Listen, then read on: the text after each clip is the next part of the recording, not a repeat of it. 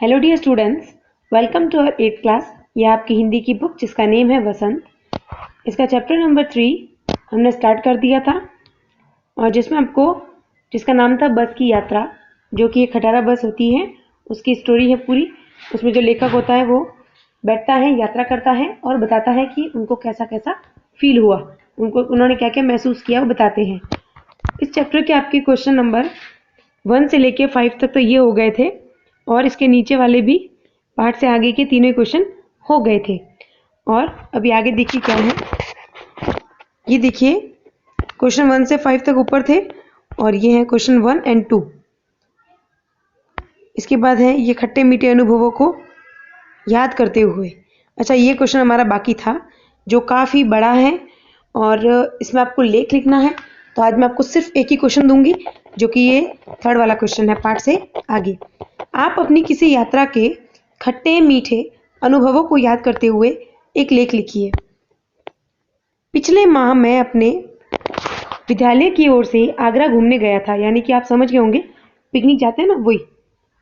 तो पिछले माह यानी लास्ट मंथ। अभी पिछले माह हम तो नहीं गए हैं, फिर भी मैं आपको जो बता रही हूँ ना, इसके बेस पे आपको अपना लिखना है। मैं ये नहीं कह रही हूँ कि आपको ऐसा कैसा कॉपी करना है।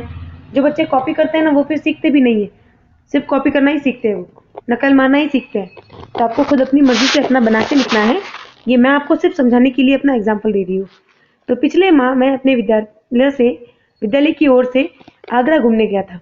यानी अगर मैं हूँ तो गई थी। बस में 45 छात्र और 5 शिक्षक थे। यानी कि स्टूडेंट थे 45 और टीचर्स कितने थे, 5। बस निर्धारित समय रात्रि 8 बजे विद्यालय प्रांगण से रवाना हुई। यानी ये बोल रहे हैं कि हम रात को 8 बजे गए थे, लेकिन एक्चुअल में अगर हमारे स्कूल से पिकनिक जाते हैं तो हम सुबह जाते हैं। तो आप सुबह लिखिएगा कि सुबह 8 बजे विद्यालय प्रांगण, यानी कि विद्यालय के जो मैदान होता है, कैंपस होता है, उसमें। जैसे ही बस चली, हम खुशी से उछल पड़े। हमने बस में नाच गाना प्रारंभ कर दिया। शिक्षक भी हमारी मौज मस्ती देखकर आनंद लेने लगे। बस सर पर दौड़ते हुए लगभग 1.5 घंटे के आसपास दौसा पहुंची।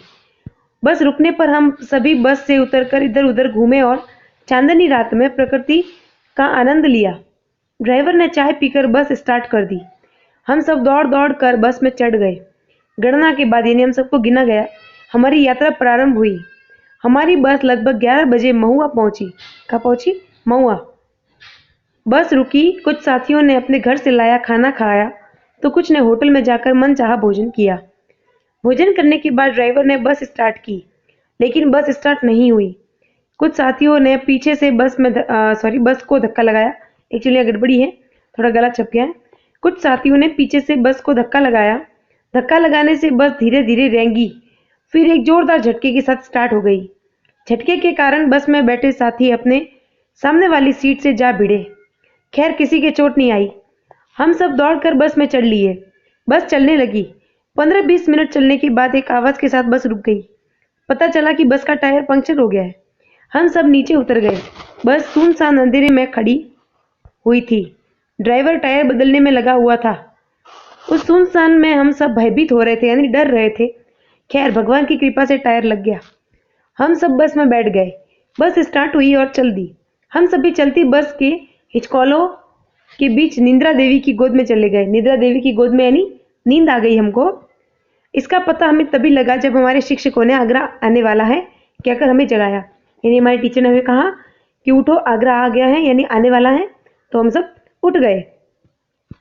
हम सब हड़बड़ाकर उठ बैठे, अपना अपना सामान उठाया। तब तक बस एक होटल के सामने जाकर खड़ी हो गई।